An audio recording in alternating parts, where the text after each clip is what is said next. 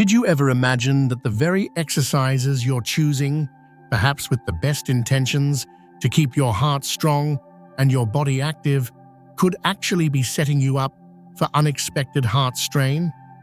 It's a concerning thought, isn't it? Especially if you're navigating your vibrant years past 60. Every movement, every choice we make for our health can either be a powerful ally or, if we're not careful, a hidden saboteur for our heart. So many seniors I've spoken with, just like you, are actively seeking ways to stay fit, to keep that spring in their step, believing they're doing all the right things. But what if some popular, even trendy workouts are secretly putting your most vital organ at an unnecessary risk? Today, we're going to pull back the curtain on this. I want you to stick with me through this discussion because we're going to delve into 5 types of exercise that, frankly, you might need to reconsider, or at least approach with a new level of caution. And more importantly, we'll talk about what you can do, the smarter, heart-protective alternatives that will truly support your longevity, your health, and that precious peace of mind you absolutely deserve. Now, before we dive in, if you find this information valuable, if it resonates with you, could you do me a small favor and tap that like button? It truly helps us reach more people with these important lessons for graceful, strong aging. And if you haven't joined our community yet, now's the perfect time to subscribe and click that notification bell so you don't miss out on our future discussions. We're all on this journey together. And hey, as we go, if something really clicks or if you've had an experience you want to share, drop a comment below. Let's make this a conversation. If you appreciate this approach, comment with a 1. If it's not quite hitting the mark for you, a 0 is fine too. Your feedback helps us grow. Now let's get to the heart of the matter. You've likely heard the buzz around high-intensity interval training, or HIIT. It's everywhere, isn't it? Promoted as this miracle workout, quick bursts of all-out effort, short recovery, promising rapid fitness gains, fat loss, and a supercharged heart. It sounds incredibly appealing, especially when you're determined to maintain your vitality. Many seniors are drawn to it, thinking it's the fast track to feeling younger and stronger. But here's where we need to pause and think. What if that intensity, that sudden demand, is more than your heart is truly prepared for? As we mature, our heart, even if it feels strong, has journeyed with us through decades of life. The natural aging process, perhaps past lifestyle choices, or even underlying conditions you might not even be aware of, like silent hypertension or the very early stages of coronary artery narrowing, mean your heart isn't the same resilient powerhouse it was at 30 or 40. From my perspective, the real danger with HIIT for many seniors isn't just the physical exertion, it's the abruptness and the extreme peaks it demands. Imagine asking an older classic car to suddenly race at top speed without a gentle warm-up. You'd worry about the engine, wouldn't you? Your heart, in its wisdom years, can be similar. Those sudden, intense spikes in heart rate and blood pressure can be a profound shock to the system. It's not just about feeling out of breath, it's about the potential to destabilize electrical rhythms or place undue stress on arterial walls that might have lost some of their youthful elasticity. Many seniors I've encountered push through HIIT, feeling that post-workout rush, but later experience subtle signs: a fleeting dizziness, an unusual fatigue that lingers, or a faint tightness in the chest. It's so easy to dismiss these as just getting older, but could they be your heart's quiet signals that the intensity was too much? The tragedy is that this desire to stay fit can inadvertently lead to the very issues we're trying to avoid. It's not about a lack of willpower, it's about a mismatch between the exercise demand and the body's current capacity. So what's the heart smarter path? Think sustainable. Think kind. Gentle, consistent movement is often far more beneficial in the long run. Activities like brisk walking, where you can still hold a conversation, are fantastic. Have you ever considered Tai Chi? Its slow, flowing movements are deceptive in their power, enhancing balance, reducing stress, and gently conditioning your cardiovascular system. Light swimming, too, offers a wonderful, low-impact workout, supporting your joints while getting your heart rate up moderately. These activities work with your heart, nurturing it, not shocking it. The goal isn't to break records, but to build resilience, one steady, enjoyable step at a time.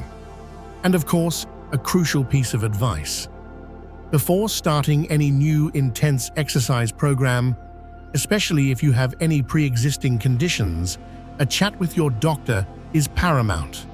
They might even suggest a stress test to understand your heart's unique limits. Isn't it better to exercise with knowledge and confidence? Now let's talk about strength. We all know maintaining muscle mass is crucial as we age. It's key for mobility, independence, and preventing falls. But could certain strength exercises, like traditional core crunches, sit-ups, or lifting very heavy weights, be putting an unexpected strain on your heart? The issue here, as I see it, often revolves around something called the Valsalva maneuver. It sounds technical, but it's simply that tendency to hold your breath during strenuous effort. Think of the exertion during a heavy lift or a challenging sit-up.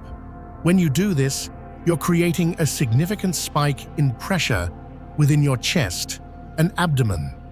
This pressure doesn't just stay there, it compresses blood vessels, and your heart has to work much harder to pump blood against this sudden, intense resistance. For a younger, more adaptable cardiovascular system, this might be a temporary challenge. But for an aging heart, one that might already be dealing with arteries that are a bit stiffer, or perhaps some unnoticed plaque buildup, this sudden surge in internal pressure can be problematic. I have heard stories from individuals who felt lightheaded mid-crunch or experienced chest discomfort during a set of heavy lifts, attributing it to exertion, but not realizing the profound pressure changes happening internally. They were simply trying to stay strong, unaware of the potential cardiovascular toll. It's not that strength training is off limits, far from it, but it's about how we approach it.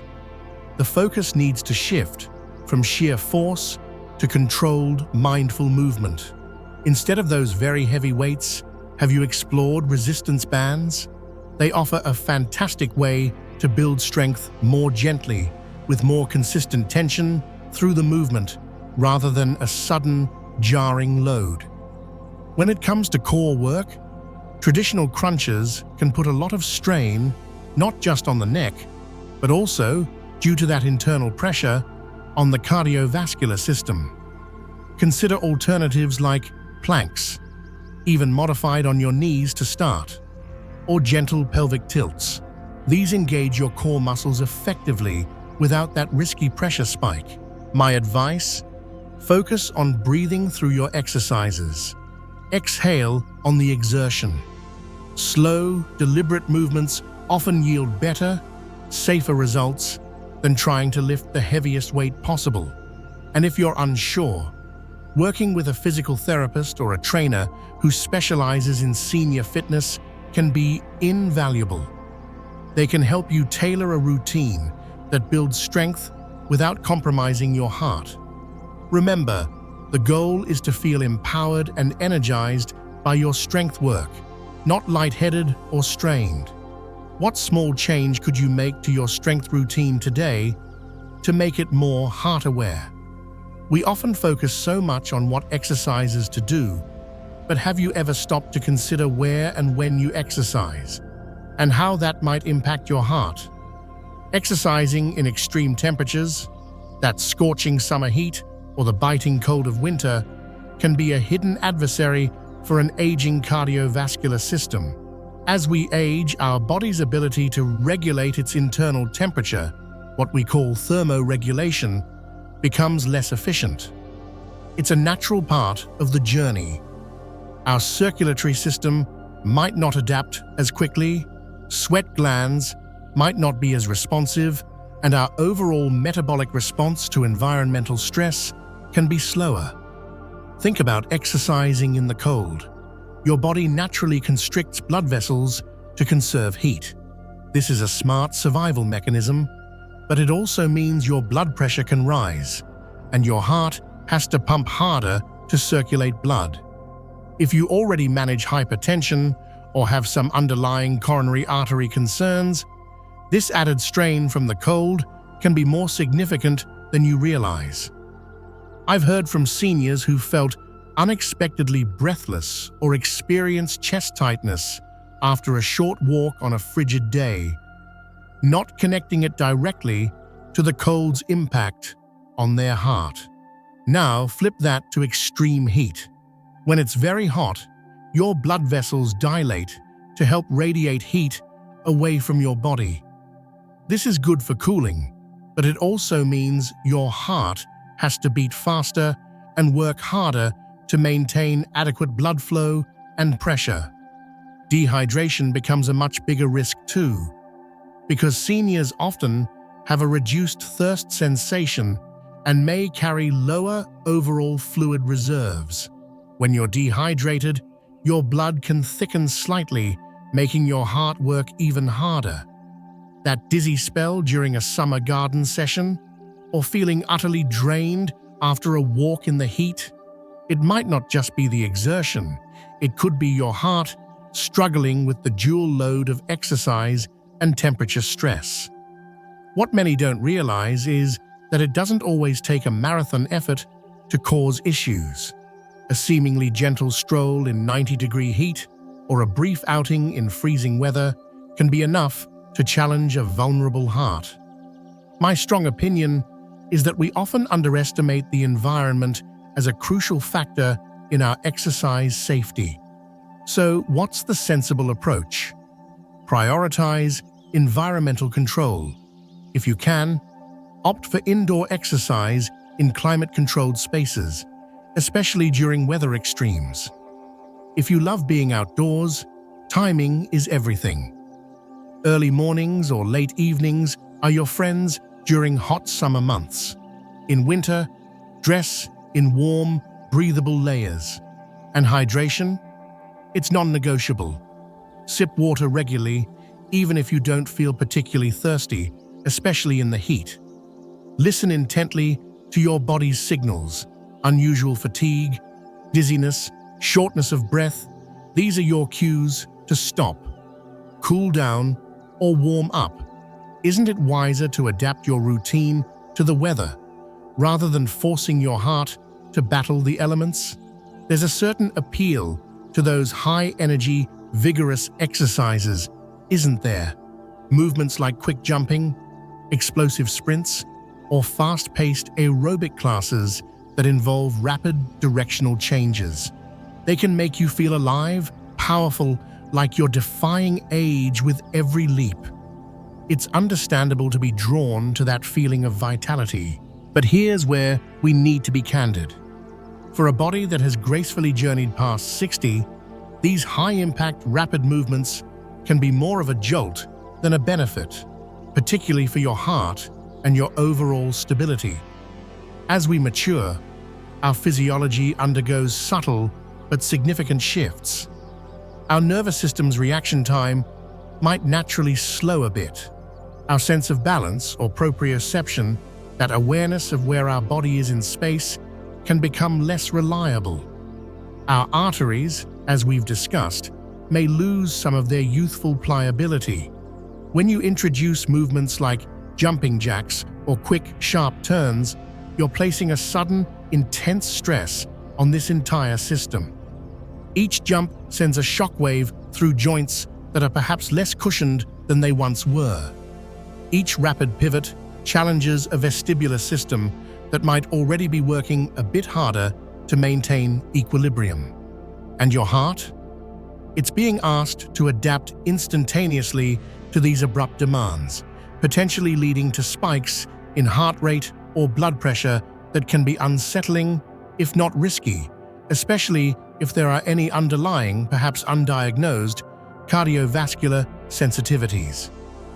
I've talked with many seniors who, with the best of intentions, join high-energy classes or try to keep up with fast-paced workout videos. They start with enthusiasm, but then sometimes report feeling dizzy or experiencing an erratic heartbeat or even taking a tumble they can't quite explain. It's not about a lack of fitness, it's about the body's honest response to movements that might be too jarring for its current capabilities. The real tragedy is when the pursuit of vibrant health inadvertently leads to injury or a setback. So what's the wiser alternative? It's about embracing control, precision, and fluidity. Think about exercises that build strength and stamina without the high impact or rapid, unpredictable shifts. Water aerobics is a fantastic example. The buoyancy of the water supports your joints and cushions impact while still providing excellent resistance. Gentle, flowing movements, like those found in Tai Chi or modified yoga, can profoundly improve balance, flexibility, and cardiovascular health without those jarring jolts. Slow, deliberate strength training, as we discussed earlier, is also key. The true strength in our senior years, I believe, lies not in trying to replicate the explosive energy of youth, but in cultivating a deep connection with our body, understanding its evolving needs, and choosing movements that nurture rather than strain. Don't you agree that sustainable, enjoyable movement is a far better, long-term strategy? This last point is one that often surprises people because it seems so innocent. You've had a busy day, and finally, in the evening, you find a window to get your exercise in. It feels disciplined, like a commitment to your health. But what if exercising too late at night, even if it's moderate activity, is inadvertently disrupting your body's most crucial healing process? Sleep? And what if that disruption has a direct line to your heart health? For many of us, especially as we move into our 60s, 70s and beyond, sleep can become a bit more fragile. Our internal biological clocks, our circadian rhythms, which govern our sleep-wake cycles, can become more sensitive. Now, when you exercise, even moderately, it naturally stimulates your body. It elevates your heart rate, raises your core body temperature, and can trigger the release of alerting hormones like adrenaline and cortisol. These are all great for powering through a workout, but they are the exact opposite of what your body needs to wind down and prepare for deep, restorative sleep. If you're exercising within, say, 2 to 3 hours of your bedtime, you might be sending your body mixed signals. It's trying to prepare for rest, but the exercise is saying, stay alert, be active. The result? You might find it harder to fall asleep, or the quality of your sleep might suffer. You might not get as much of that deep, slow wave sleep, which is absolutely essential for physical repair, memory consolidation, and crucially, cardiovascular rest and recovery. From my perspective, the hidden danger here is the cumulative effect on heart health.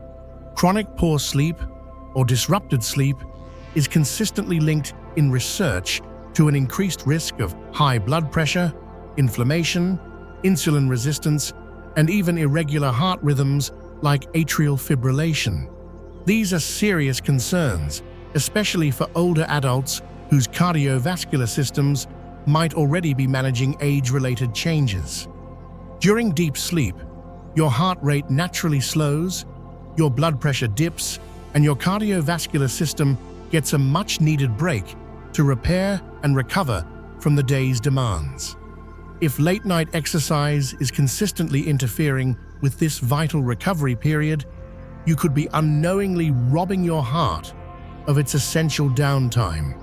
This isn't to say you should abandon evening activity altogether, but the type of activity matters immensely. Gentle stretching, meditation, or a warm bath can be wonderful ways to signal to your body that it's time to relax. But more vigorous exercise, it's generally best reserved for earlier in the day. Morning or early afternoon workouts often align much better with our natural rhythms and can even enhance nighttime sleep quality. By being mindful of when you exercise, you're not just working out your muscles, you're working with your body's innate wisdom. Doesn't that sound like a more holistic approach to health?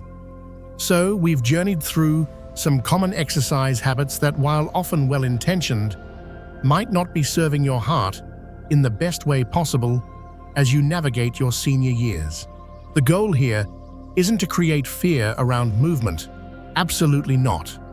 Exercise is and remains one of your most powerful allies for a long, healthy, and vibrant life. The real takeaway, as I see it, is the paramount importance of awareness and individualization. It's about understanding that your body today has different needs and capacities than it did decades ago. It's about choosing activities that make you feel strong, yes, but also safe, supported, and energized in a sustainable way. It's about listening, truly listening, to the subtle signals your body sends you. That fleeting dizziness, that unusual fatigue, that discomfort. These aren't signs of weakness to be pushed through. They are valuable pieces of information.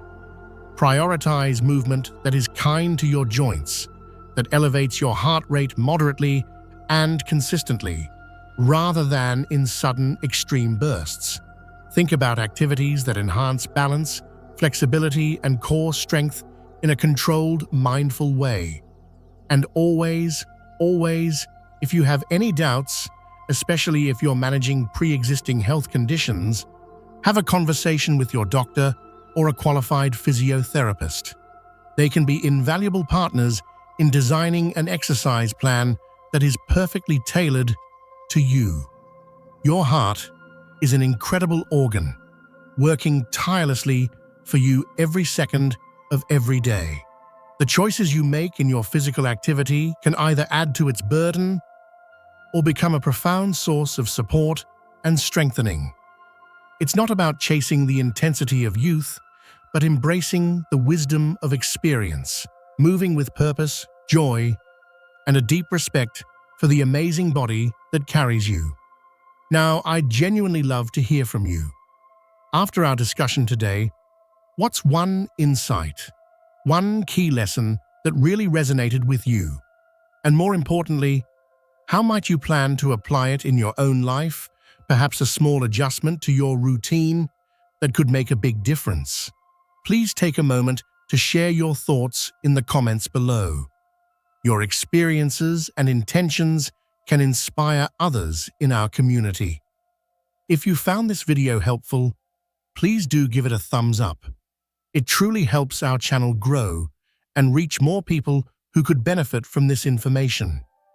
And if you haven't already, please subscribe and hit that notification bell so you don't miss out on our future conversations about living your healthiest, most fulfilling life. Thank you so much for watching, for being part of this journey. Here's to moving wisely, living fully, and always keeping your magnificent heart in mind.